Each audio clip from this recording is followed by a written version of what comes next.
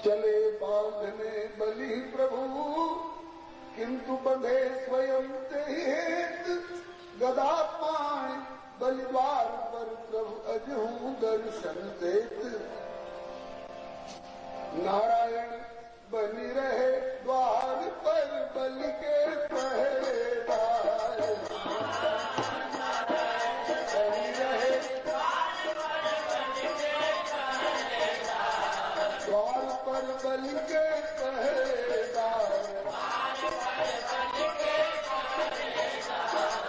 ब्राह्मण बन के चाले निकले सब जग से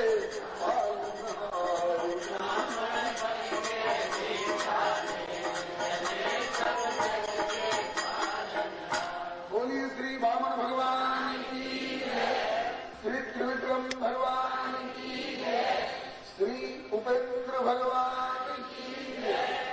आजकल हम लोग काम करेंगे छोटा, अब पद लेना चाहेंगे सबसे बड़ा, लेकिन भगवान ने काम किया सबसे बड़ा और पद लिया छोटा। कौन सा पद? एक ही अवतार में प्रभु के 3 नाम हैं।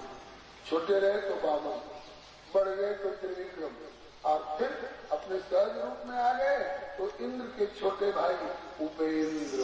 उपेंद्र माने इंद्र का समिति उनसे छोटा। अब इसके बाद वामन भगवान ने शुक्राचार्य जी से कहा, आचार्य देव आप अपने यजमान से यज्ञ करा रहे थे, मैंने बीच में लेन देन का काम छेड़ दिया, मेरा काम हो गया, अब आपके यज्ञ में कुछ कसर रह गई हो तो उसकी पूर्ति करा लीजिए। शुक्राचार्य बोले कि अब क्या बाकी रहा? अब क्या बाकी रहा था? 2 भाव। सामान्य स्थूल भाव तो ये है कि आपने सब कुछ बलि से ले लिया, अब इसके पास एक नारियल का गोला भी तो नहीं बचा है जिससे पूर्णाहुति कराऊं, अब क्या बाकी रहा? लेकिन ये सामान्य भाव है। विशेष भाव यह है कि बलि के यज्ञ में अब कसर कहां बाकी रही। असल पूर्णाहुति तो बलि के यज्ञ में हुई, और लोग तो एक नारियल का गोला डालते हैं, कहते हैं कि पूर्णाहुति हो गई, बाकी सब बचा लेते हैं।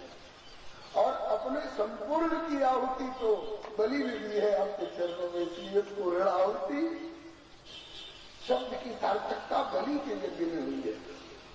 और औरों के यहाँ आहुति अग्निदेव से मंगवाते होंगे आप, भव्यवाह डाक मुंशी, देवलोक के डाक मुंशी अग्निदेव,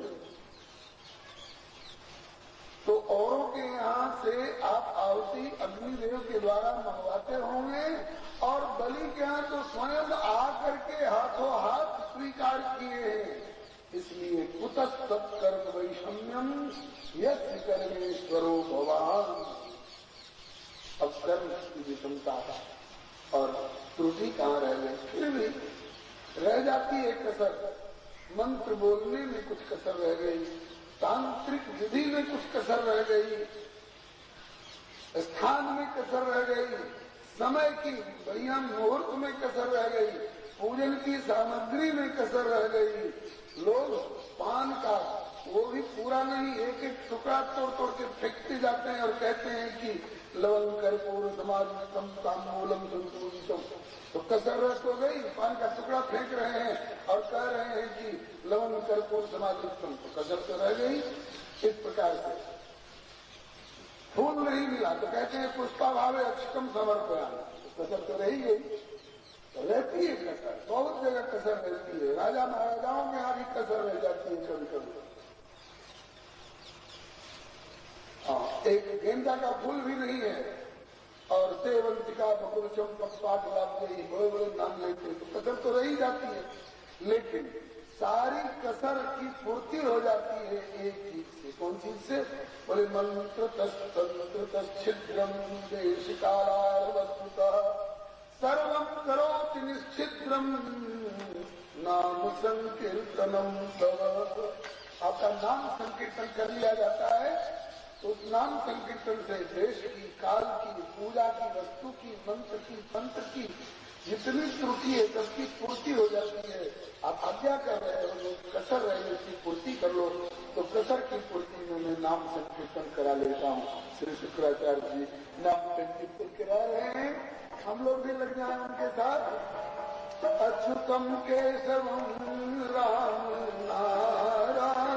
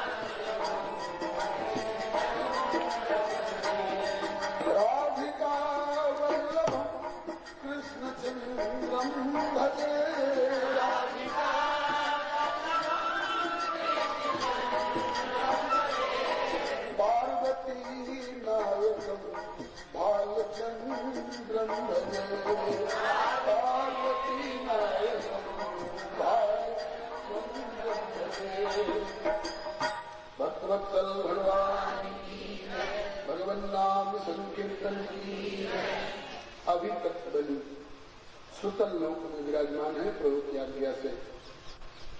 समस्त को अगर सारांश निकाला जाए तो किसी प्रेमी ने दोहे में कहा है कि नर की चेती ना चले और प्रभु चेती तत्काल। बलि ने चाहा स्वर्ग को और प्रभु पठयो पाताल। बलि ने 3 लोग ऊपर का राज्य चाहा था और प्रभु ने 3 लोग नीचे का राज्य दिया, सुतल लोक का। तो क्या बलि की इच्छा की पूर्ति नहीं होगी? होगी। प्रभु का एक यह भी विरध है, राम सदा सेवक रुचि राखी। अगर बलि को एक का पद नहीं मिलता है तो राम सदा सेवक रुचि राखी की मर्यादा कैसे निभेगी? इसलिए प्रभु ने संकल्प कर लिया है। आप कल सुन चुके हैं ना, हर मनवंतर में इंद्र बदले जाते हैं। अभी 7वां मनवंतर चल रहा है, वैवस्वत मनवंतर। इसके बाद सावर्णी मनवंतर आएगा। तो अभी इस वैवस्वत मनवंतर के इंद्र जो है उनका नाम है पुरंदर। ये जब रिटायर होंगे, ये जब भूतपूर्व होंगे, तब इनके बदले में जो नए इंद्र का चुनाव होगा उसके लिए पहले से ही भगवान ने नॉमिनेशन कर रखा है, नामांकन कर रखा है। बलि अभी सुतल लोक में रहो और जब ये पुरंदर नाम का इंद्र जब अवकाश प्राप्त कराया जाएगा तो इसके बदले में अगले सावर्णी मनवंतर में मैं इंद्र का पद तुम्ही को दूंगा। श्री हरे नमः। बात यह है, जैसा देता है वैसा ही तो पाता है, जो बोता है वही तो काटता है। तो इंद्र का पद दिया है तो इंद्र का पद कभी मिलेगा। श्री हरे नमः। अब तक आप लोग मनवंतरों की कथाएं सुन रहे थे। अब आगे के अध्याय में श्री परीक्षित की जिज्ञासा करते हैं, भगवान स्रोत मिच्छामि हरे अद्भुत कर्म अवतार कथा मात्याम माया मत्स्य विडम्बन।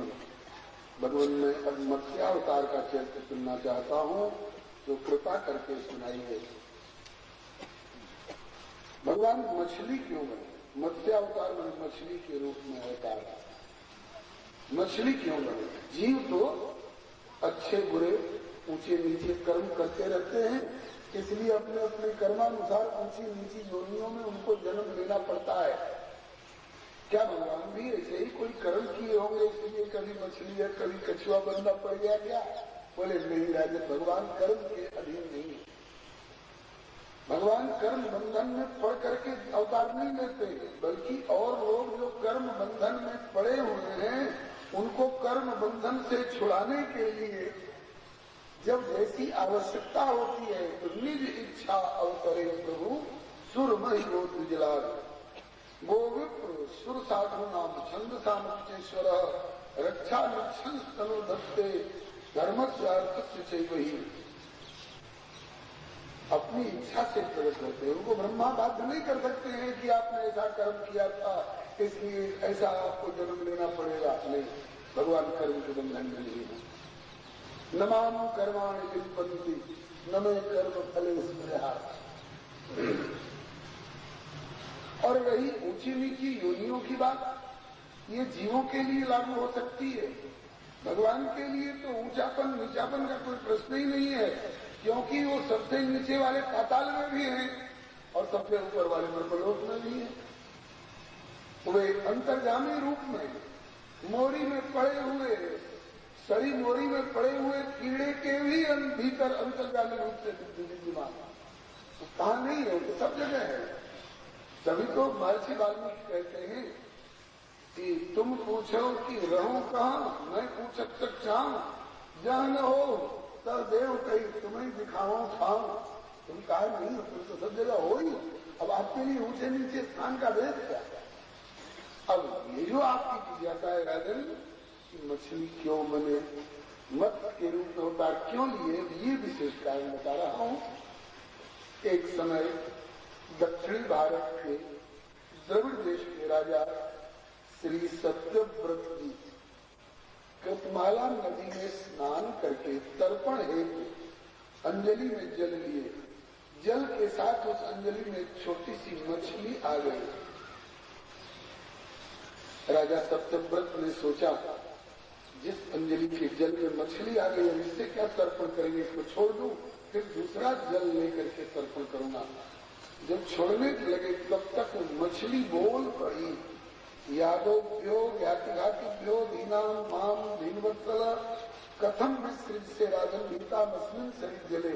हे राजन, इस जल के भीतर निवास करने वाले और बड़े बड़े जल जंतुओं के डर से डरी हुई मैं आपकी शरण में आई हूँ, मेरी रक्षा करो, जल में मत छोड़ो, नहीं तो मुझसे बड़े जल जंतु मुझे मार के खा जाएंगे, मेरी रक्षा करो राजन। आश्चर्य हुआ राजा सत्यव्रत को, मछली को बोलते कभी सुना नहीं गया होगा। आपने मछली की बोली सुनी है क्या?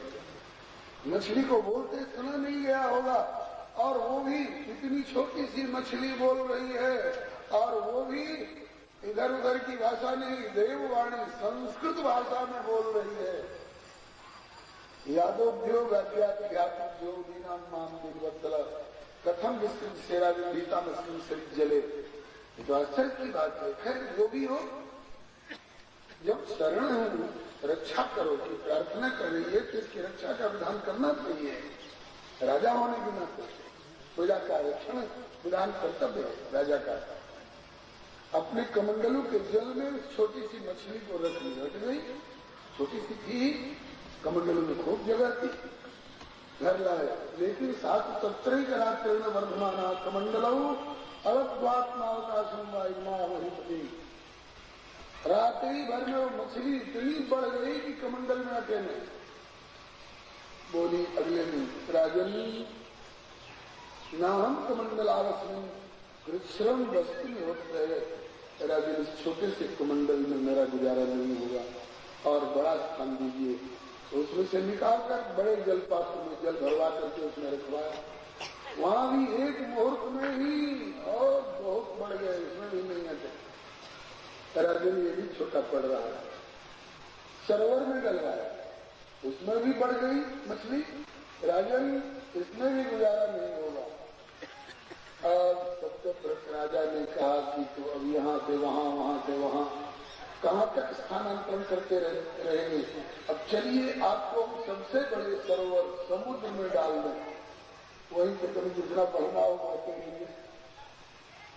तब बोले वो मछली बोली, राजन आप समुद्र में छोड़ के निश्चिंत हो जाओगे, और कहीं समुद्र में मुझसे भी बड़ा कोई जल जंतु निकला और वो मुझे खा गया तो अब तक का आपका सारा रक्षण विधान बेकार हो जाएगा ना।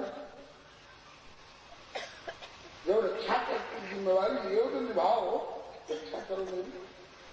तब श्री सत्यव्रत राजा ने कहा, एवं वेदियो जलचरो दुष्टोस्मारे सुचो यो वेदस्मन्नाभिज्ञान शेखर नूनम तुम भगवान साक्षात हरे नारायण उदय अनुग्रह भूतानाम दत्ते रूपम जलोत्साम।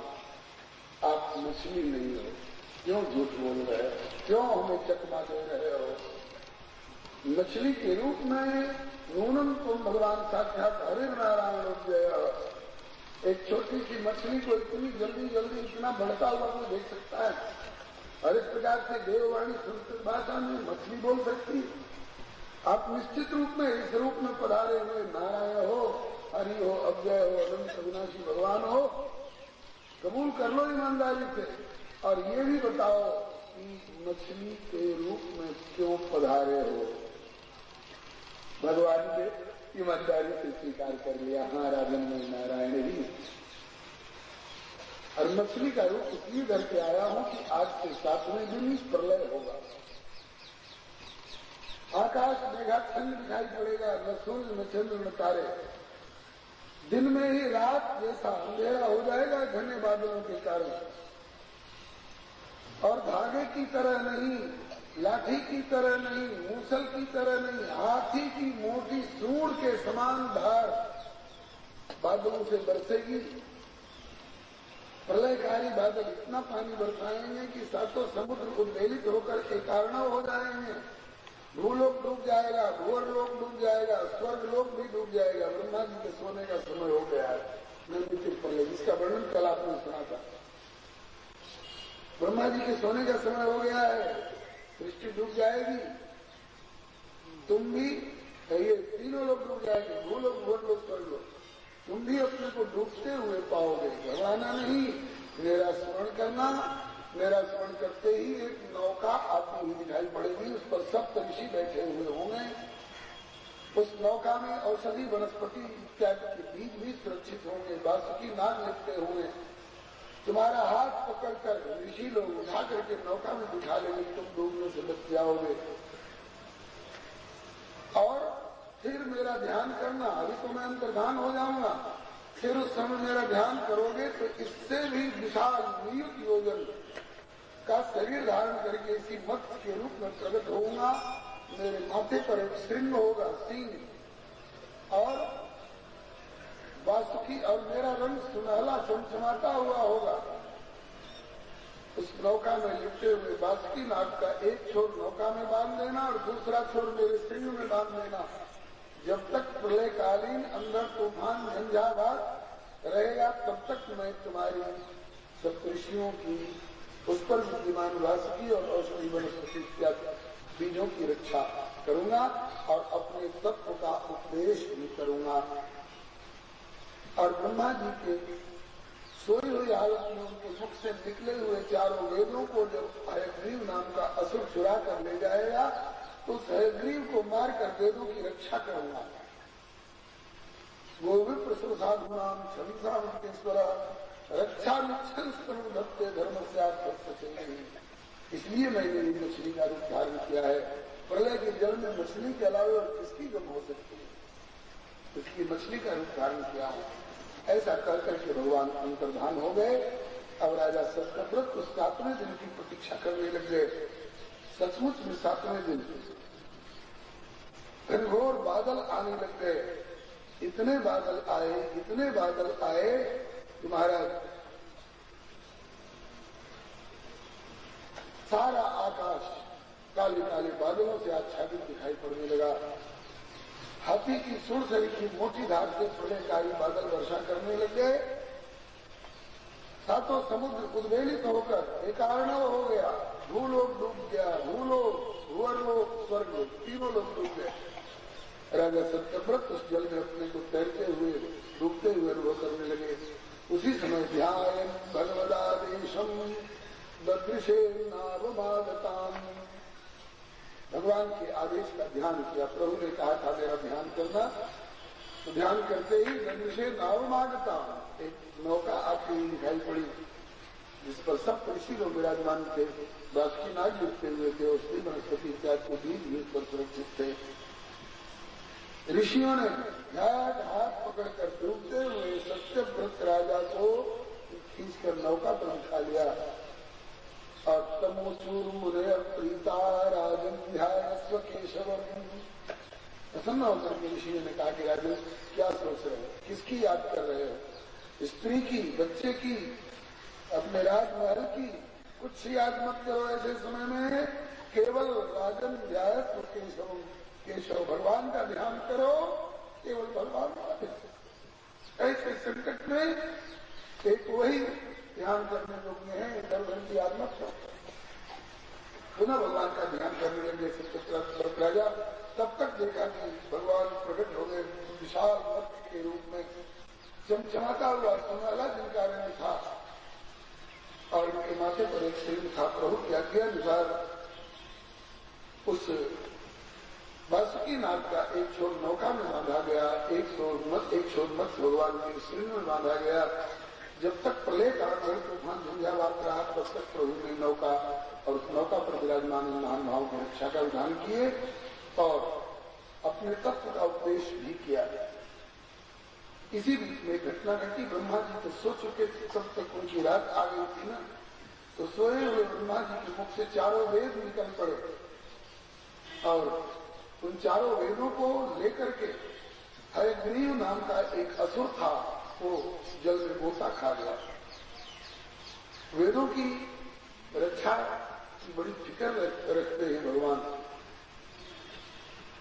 असुर मार था सुरन राधे श्रुति से, जग विस्तार विशद जस ये राम जन्म करे।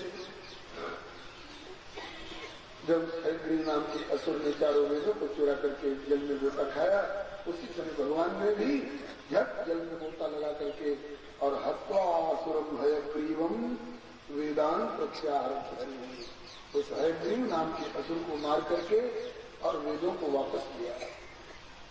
और जब ब्रह्मा जी जगे अपनी रात पूरी होने के बाद, तो पुनः वेदों को ब्रह्मा जी के हवाले कर दिया। ऐसे बेखबर सोते वेदों को कौन ले जा रहा है? ताकि तो एक कल्प तक तो जगा रहता ही हूँ और अब सोने का समय आया। तो जैसे बच्चे माँ के भरोसे उनकी सुखद गोद में निश्चिंत सोते हैं, सेवक सुख पतिमात भरोसे रहे सोच बनाई से जो वहां बच्चा को फिक्र रखेगा थोड़े। तो जैसे माँ के लिए बच्चे होते हैं, ऐसे आपके लिए मैं भी तो बच्चा ही हूँ। दुनिया के लोग पिता दादा बाबा भले कहते रहे, लेकिन आपके लिए तो मैं बच्चा ही हूँ, क्योंकि आपकी नारी से ही तो प्रकट हुआ। इस प्रकार से ब्रह्मा जी ने 3 दिन का बताई। अब एक श्लोक में श्री सुखदेव जी कहते हैं कि हे परीक्षित, वही अतीत कल्प के जो सत्यव्रत राजा थे, वही इस विद्यमान कल्प में इस विद्यमान 7वें मनवंतर के मनु हुए। इनका नाम है श्री श्राद्धदेव मनु। नाम तो है श्राद्धदेव मनु, लेकिन विवस्वान सूर्य के पुत्र हुए हैं, इसलिए वैवस्वत मनु भी कहलाते हैं। आप लोगों ने सुना होगा, पंडित जी लोग संकल्प कराते समय आपसे उच्चारण कराते हैं, ब्रह्मण विष्णुराज्ञया प्रवर्तमान से ब्रह्मण अन्य पराधे श्वेत 12 कल्पे वैवस्वत मनवंतर। ये 7वां मनवंतर है, वैवस्वत मनवंतर। तो इस वैवस्वत मनवंतर में अभी जो मनु जी हैं कार्यरत, वही अतीत कल्प के द्रविड़ देश के राजा श्री सत्यव्रत थे। वही आकर के इस कल्प में वैवस्वत मनु के रूप में प्रकट हुए हैं। अब आगे श्री कहते हैं कि परीक्षित, इस मत्स्यावतार चरित्र को जो कोई सवेरे सवेरे नित्य गायन करते हैं वाणी से, अवतारो हरे दंडो हम न रहा संकल्पास्त सिद्धंती सयत परमाम गति, उसका संकल्प सिद्ध हो जाता है। मतलब कि प्रतिदिन मत्स्य भगवान का चरित्र गाने वाला, पाठ करने वाला, जो सच्चे मन से संकल्प करेगा वो पूरा होकर के रहेगा। अब एक श्लोक में अवतार तीर्थ का गायन करके नमस्कार पूर्वक स्कंद को और अध्याय को विराम ले रहे हैं। प्रलय पयसि धातुः सुप्त शक्तेर्मुखे श्रुतिगणमपनीतं प्रत्युपादत्वा दितिजमकथेदयो ब्रह्म सत्त्वव्रतानां तमहमखिल हेतुं नमीनं नतोऽस्मि। इति श्रीमद्भागवते महापुराणे संहितायां पारमहंस्यां अष्टमस्कन्धे मत्स्यावतार चरितानुवर्णनं नाम चतुर्विंशोऽध्यायः। इत्यष्टमस्कन्धः समाप्तः। श्रीहरये नमः। बोलिए श्री मत्स्य भगवान की, श्री वैवस्वत मनु जी महाराज की, श्री चतुर्दश मनु जी महाराज की, श्री सर्वसंत वैष्णव भगवान की। अभी तक आप 8वें स्कंध की कथा सुन रहे थे, अब 9वें स्कंध में आपका प्रवेश हो रहा है। 9वें स्कंध में सूर्यवंश और चंद्रवंश की कथा। सूर्यवंश और चंद्रवंश दोनों की कथा इस 9वें स्कंध में है। 24 अध्याय हैं। इनमें से 24 अध्याय में से 13 अध्याय सूर्यवंश का वर्णन करने में और 11 अध्याय चंद्रवंश का वर्णन करने में लगाया महाराज ने।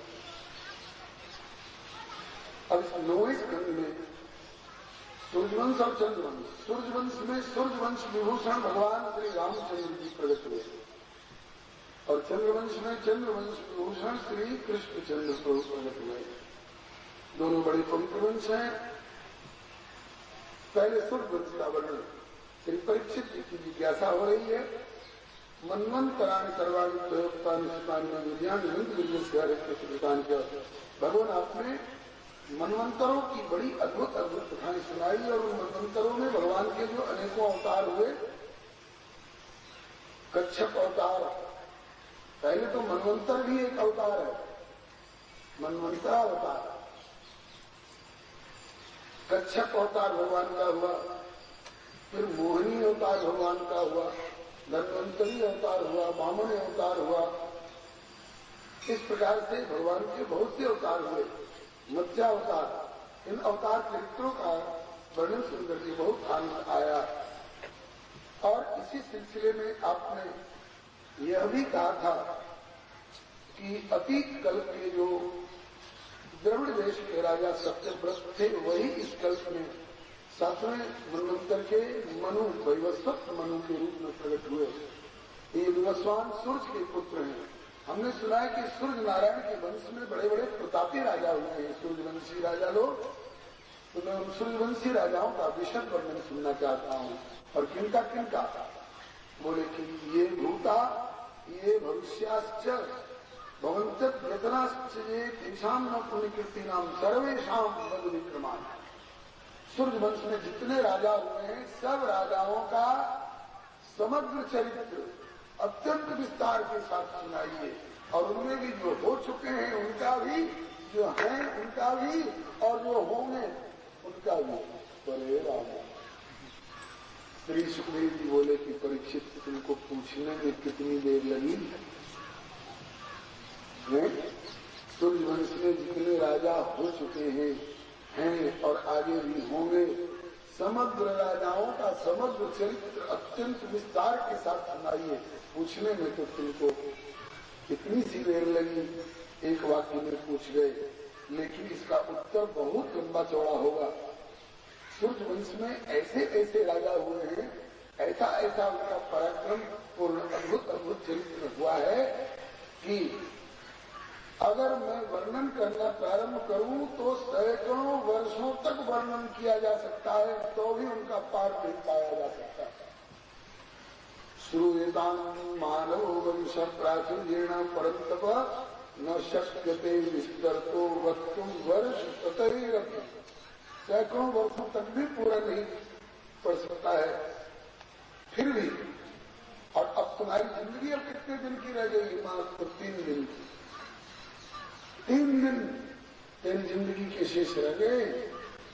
इस 3 दिन में तुम कितने सूर्यवंशी राजाओं का चरित्र सुन लोगे। सूर्यवंश के एक राजा रामचंद्र जी, उनका पूरा चरित्र गाने में लोगों को 9 दिन लगता है रामायण का गवाह करते हुए, और वो भी केवल 41 वर्ष की लीला है जो 9 दिन में हम लोग गाते हैं। 15 वर्ष की उम्र में राम जी का ब्याह हुआ, ब्याह के बाद 12 वर्ष अयोध्या रहे, 27 वर्ष तो हो गए, और उसके बाद 14 वर्ष वनवास के, 27 वर्ष हो गए 41, और उसके बाद लौट करके आए तो जाकर जाने दिवसी गए, मास खट ली थी, 6 महीना तक बानर भागों को वहां रख करके उनका स्वागत सत्कार किए। लगभग इतना ही तक का चरित्र विशेष विस्तार है। और तो कोटिन बाज वेद प्रवृत्ति है और नित्य नव चरित्र देख जाए। किसी कल्प में 11,000 वर्ष, किसी कल्प में 25,500 वर्ष, किसी कल्प में 33,000 वर्ष रामावतार की लीला हुई है। जब 41.5 वर्ष की लीला गाने में 9 दिन लगते हैं, तो हजारों वर्षों के अंतर्गत की केवल राम जी की लीला गाने में सारा समय निकल जाएगा और पूरा दिन पड़ेगा। और इक्ष्वाकु और सगर और मानधाता इत्यादि ऐसे रघु इत्यादि ऐसे ऐसे प्रतापी राजा हुए हैं, कहाँ तक वर्णन करूंगा। जीवन की ओर तुम्हारी थोड़ी रह गई, फिर भी तुम्हारी इच्छा है तो सूर्यवंश के प्रमुख प्रमुख राजाओं के प्रमुख प्रमुख चरित्र सुनाऊंगा। सुनो, पहले सूर्यवंश की वंशावली दे रहे हैं। श्री आदि पुरुष अविनाशी भगवान नारायण, ये सबके मूल पुरुष, वहीं से सारी सृष्टि का उद्गम हुआ है। आदि पुरुष अविनाशी भगवान नारायण के नाभि कमल से ब्रह्मा जी का प्रादुर्भाव हुआ। आप जहां सुनी चुके हैं, ब्रह्मा जी के 10 पुत्रों में से एक का नाम मरीचि, जिनका विवाह देवहूति की 9 कन्याओं में से एक कला देवी के साथ हुआ है। मरीचि ऋषि ने अपनी कला नाम की पत्नी के गर्भ से कश्यप और पूर्णिमा नाम के 2 पुत्र उत्पन्न किए। कश्यप की 13 और 4 17 पत्नियां हुई। तत्व वृता पतंगी यानी दीति अदिति सुरसा इला काष्ठा अरिष्टा इत्यादि। तो उनमें से कश्यप जी की एक पत्नी का नाम है अदिति। अदिति के गर्भ से 12 पुत्र उत्पन्न हुए और 12 में से एक का नाम है विवस्वान सूर्य।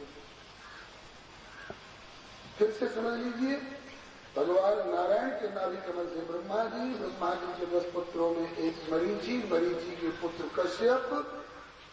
कश्यप जी की अदिति नाम की पत्नी के 12 पुत्रों में से एक विवस्वान सूर्य। विवस्वान सूर्य की संज्ञा नाम की पत्नी के गर्भ से श्राद्धदेव मनु का जन्म हुआ। नाम है इनका श्राद्धदेव, लेकिन विवस्वान सूर्य के पुत्र है, इसलिए इनको वैवस्वत मनु भी कहा जाता है। श्राद्धदेव मनु कहिए चाहे वैवस्वत मनु कहिए, एक ही व्यक्ति का 2 नाम है।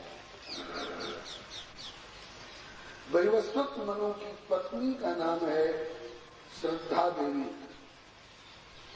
श्रद्धा देवी के गर्भ से 10 पुत्र उत्पन्न हुए। इक्ष्वाकु, नृप, शर्याति, दृष्ट, करुष, नरिष्यंत, वृषभ, नभक और कर्ण। लेकिन इन 10 पुत्रों का भी जन्म नहीं हुआ था। उस समय मनु जी संतानहीन थे। इन्होंने संतान की प्राप्ति की इच्छा से यज्ञ करवाए।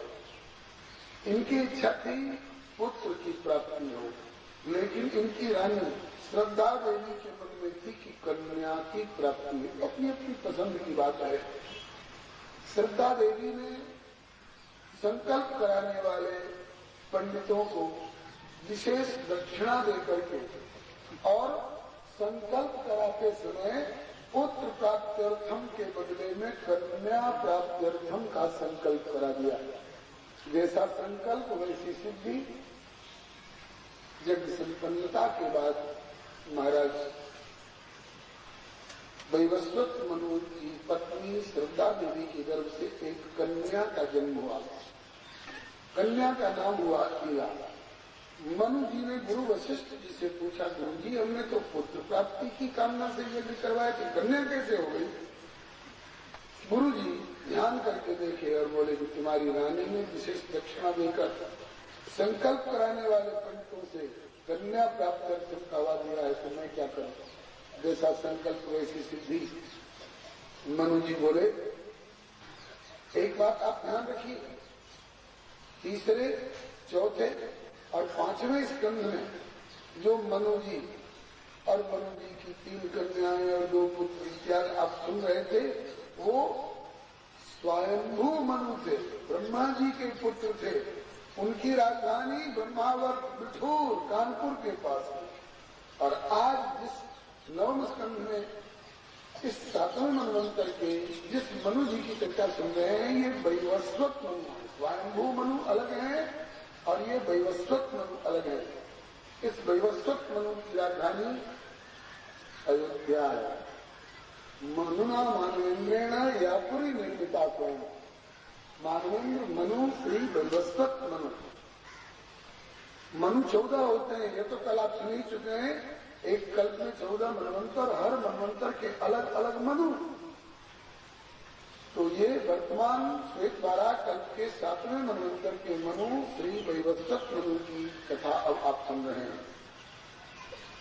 मनु जी ने गुरु जी से कहा कि गुरु जी, कन्या को जब तक विवाह नहीं हुआ है तब तक मेरे गोत्र में है, और विवाह के बाद तो इसका गोत्र बदल जाएगा, ये तो अपने ससुराल वाले गोत्र की हो जाएगी। फिर मनु जी का जो ये सूर्य वंश जो है, ये क्या बोल जाएगा? और क्या ये कन्या हमारा उत्तराधिकार संभालेगी? तो क्या चाहते हैं मनु?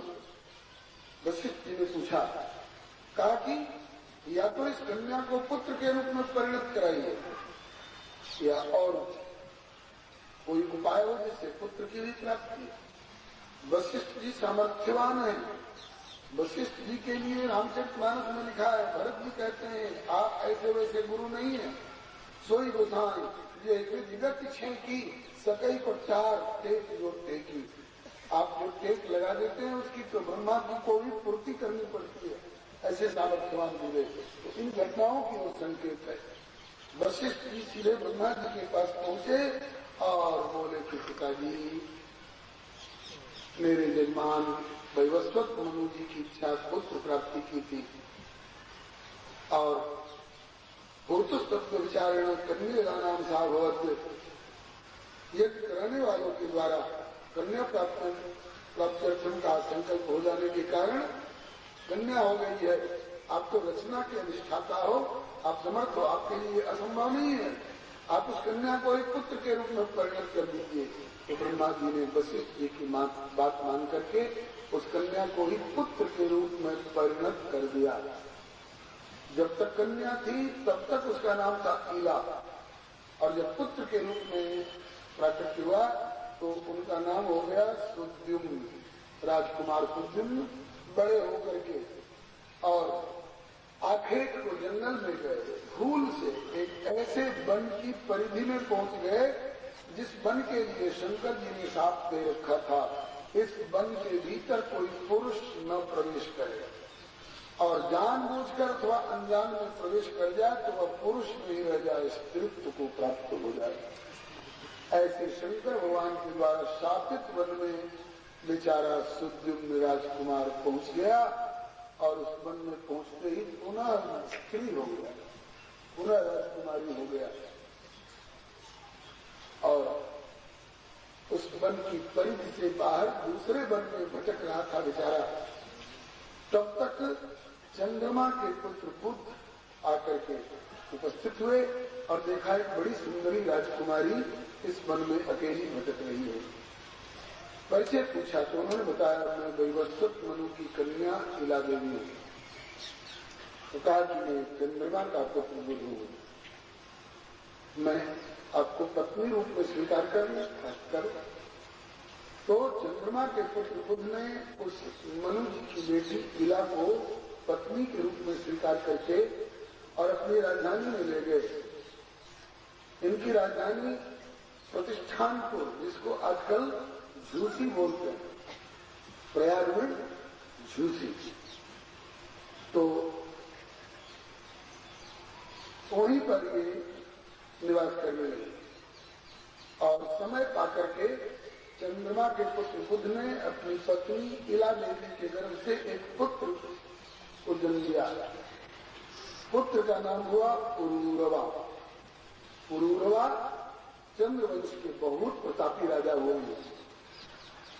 इनके द्वारा चंद्रवंश का बड़ा विस्तार हुआ है। इसी वंश में आगे चलकर कई पीढ़ी के बाद भगवान श्री कृष्णचंद्र का प्रादुर्भाव हुआ है, जिनकी चर्चा कल सवेरे आप लोग सुनेंगे। जब वो राजकुमार सुद्युम्न लौट करके नहीं आ पाया, अब तो वो इला बन करके और बुध के घर में पुत्र जन्म आ रहा।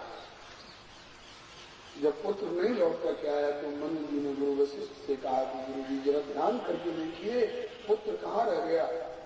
गुरु जी ने ध्यान करके देखा, अरे वो तो पुनः शिव शापित वन में प्रविष्ट होकर स्त्रीत्व को प्राप्त हो गया है और बुध की पत्नी बनकर के पुत्र जन्मा रहा है। अब क्या होगा? पुनः वशिष्ठ जी शंकर भगवान के पास गए और बोले कि भोलेनाथ, बड़ी मुश्किल से जजमान की कन्या को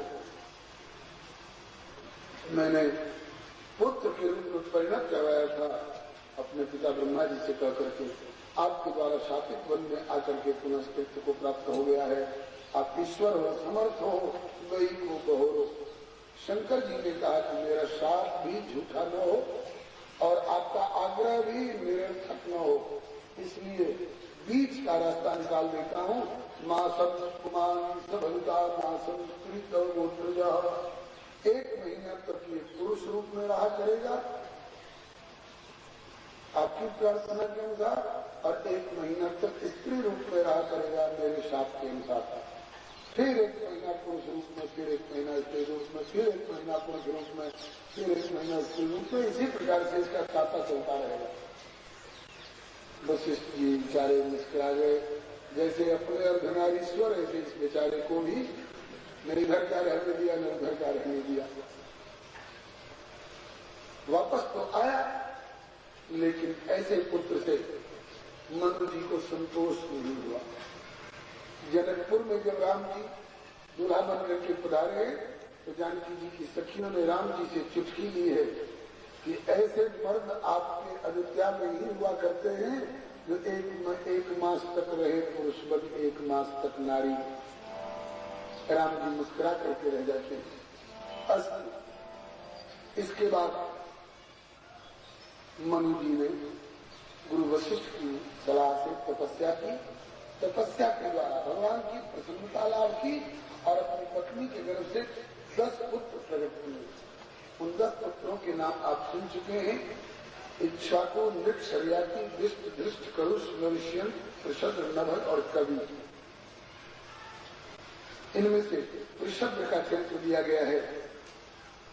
बेचारे पृषद गुरुकुल में पढ़ रहे थे अभी बचपन में वशिष्ठ जी के आश्रम पर, और गुरु वशिष्ठ ने इनको अपनी काम धेनु गौ की सेवा इनके जिम्मे दे रखी थी। ये सेवा करते थे गौ की बड़े प्रेम से। एक समय जाड़े का मौसम था, बरसाती वातावरण बन गया, रात्रि का समय था, बादल पानी बरसा रहे थे, हल्की हल्की बूंद पड़ रही थी। उसी समय, उसी रात्रि के समय में कहीं से एक बाघ घूमता भटकता आ गया और गौशाला में प्रवेश कर गया और उसने वशिष्ठ जी की कामधेनु गौ पर थाप मारी, पंजा। गाय टकराई। ऋषभ जी ने सोचा कि गाय टकराई क्यों, चल के देखना चाहिए। उसी समय में, रात्रि का समय था, अचानक आकाश के बादलों में बिजली कौंधी। उस बिजली के क्षणिक प्रकाश में उनको दिखाई पड़ गया कि गैया के ऊपर एक बाघ हमला कर ये हुआ है। क्योंकि आकाश की बादल वाली बिजली स्थायी नहीं होती है। दामिल दमक रहने घर माही कल के साथ सुनना ही। ऐसे ही महाराज वो बिजली के प्रकाश में एक बार दिखाई तो पड़ गया कि एक बाघ ने हमला किया है गाय के ऊपर, लेकिन वो बिजली का प्रकाश स्थायी नहीं था। फिर घोर अंधेरा हो गया। इन्होंने अंदाज से खड़क चलाई। इनकी इच्छा होती कि बाघ को मार डालें और गाय की इच्छा कर ले, लेकिन धोखा हो गया। बाघ को उसका एक कान कट के गिर पड़ा, भाग गया, गैया का गला ही कट गया। अंधेरी रात में सही निशाना नहीं मिला, गैया का गला ही कट गया। इस बात से नाराज होकर के श्री वशिष्ठ जी ने शाप दे दिया, न छत्र बंधु शुद्रत्वम कर्मणा भवतामना। अरे पृषद, अब तो क्षत्रिय रहने लायक नहीं रहा, या शुद्रत्व को प्राप्त हो जा। गाय की रक्षा की वजह तुमने इसकी हत्या कर डाली। इस बात से पृषद नाराज नहीं हुए, दुखी नहीं हुए। गुरु जी के शाप को स्वीकार करके जंगल में चले गए और भगवान का भजन करने लग गए, ध्यान करने लग गए। ऐसा भजन किया कि भगवान को स्वयं आकर के दर्शन देना पड़ा। भगवत दर्शन प्राप्त होते ही कृष्ण जी ने गुरु जी के प्रति बड़ी कृतज्ञता ज्ञापन की। गुरुदेव, बड़ी कृपा करी आपने, जो मुझे शुद्रत्व पर उतार दिया। नहीं राजा रूप में रहता तो राजगद्दी में फंसा रहता, ये तपस्या करके, और आज इसी कम समय में भगवत साक्षात्कार कहां से होता। तो इससे सिद्ध होता है कि वशिष्ठ जी जैसे गुरु, नारद जी जैसे संत अगर शाप भी दे दें तो उसमें कल्याण ही होता है। मुनिशाप दीना अतिबल कीना परम अनुग्रह में माना। जैसे माता पिता के तमाचे से बच्चे का कल्याण होता है, इसी तरह से संतों के शाप से भी कल्याण ही होता है।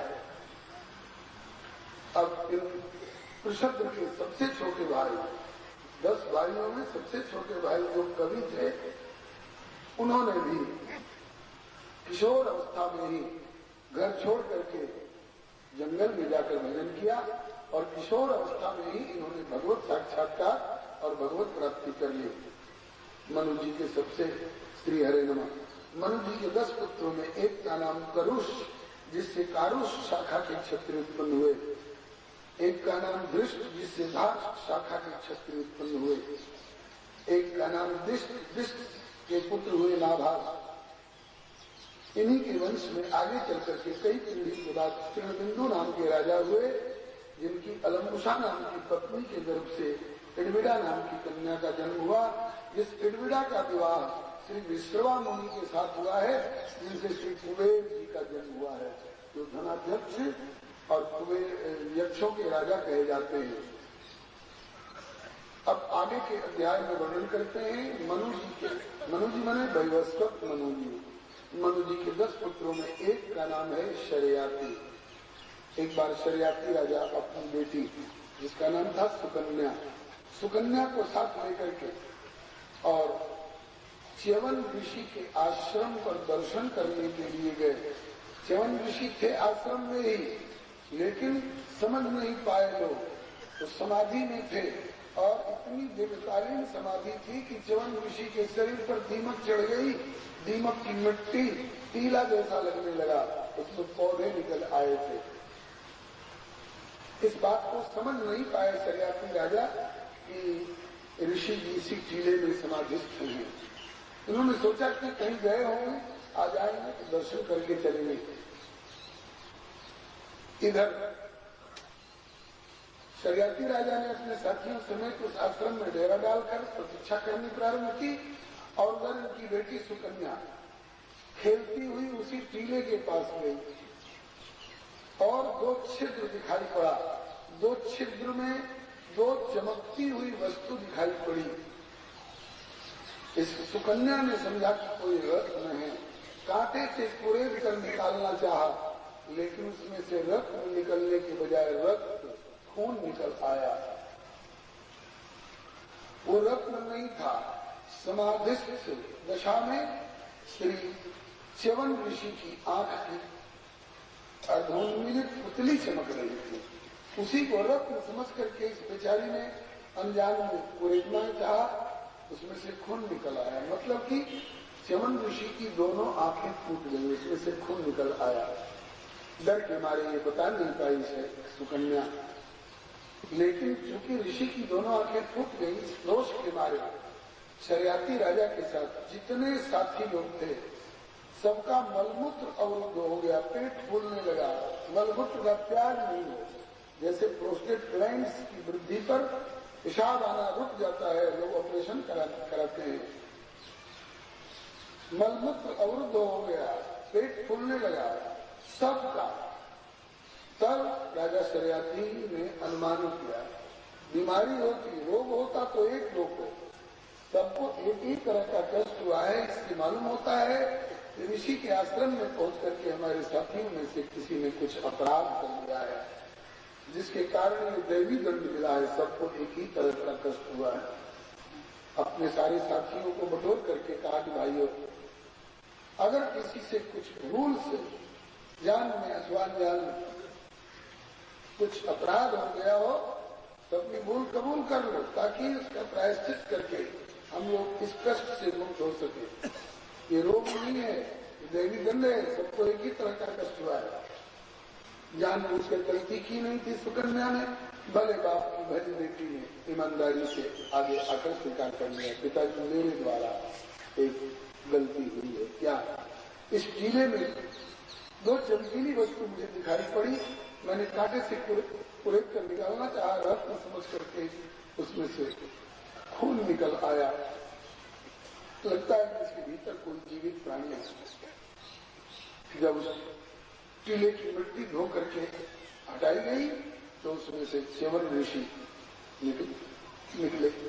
इनकी दोनों आंखें फूट चुकी थी, अभी भी रक्त का स्राव हो रहा था।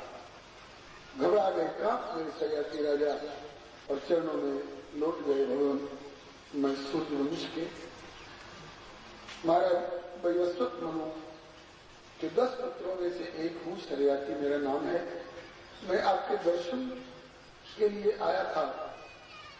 मेरी बेटी से बाल सुलभ चंचलता में भूल हो गई है कि आपकी आंखें फूट गई हैं। आप इस बेटी के अपराध को क्षमा करें। च्यवन ऋषि मुस्कुराए और बोले कि राजन, जानबूझकर गलती नहीं की गई, इसलिए क्षमा कर सकता हूं, लेकिन एक शर्त के साथ। तब मेरी आंखें तो रही नहीं, मैं इस लायक रहा नहीं कि कुआं पर जाकर के 2 लोटा जल निकाल लाऊं। नेत्रहीन अवस्था में मेरी मदद करने के लिए आप अपनी कन्या सुकन्या को मेरे हाथ में मेरी पत्नी के रूप में सौंप दो, ताकि मेरी पत्नी के रूप में मेरी सेवा किया करेगी। शर्याती राजा ने अपनी बेटी सुकन्या से कहा कि बेटी कुल की लाज रख, नहीं तो महात्मा ने कहीं शाप दे दिया तो खानदान चौपट होगा। सुकन्या ने बड़ी खुशी खुशी इस संबंध को स्वीकार। गोविंद जय जय गोपाल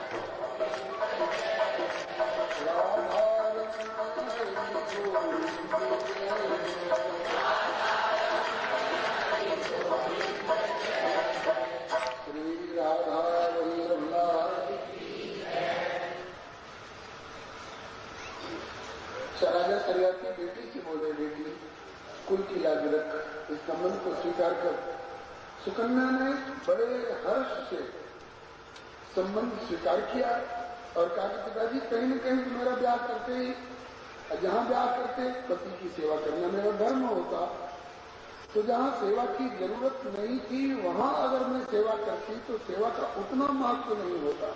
या तो सेवा की आवश्यकता है, सचमुच में ऋषि जी की आंख नहीं रही तो ये जल लेने कुआं पर कैसे जाएंगे, रसोई कैसे बना लेंगे। तो यहाँ तो सेवा की आवश्यकता है, महत्ता है।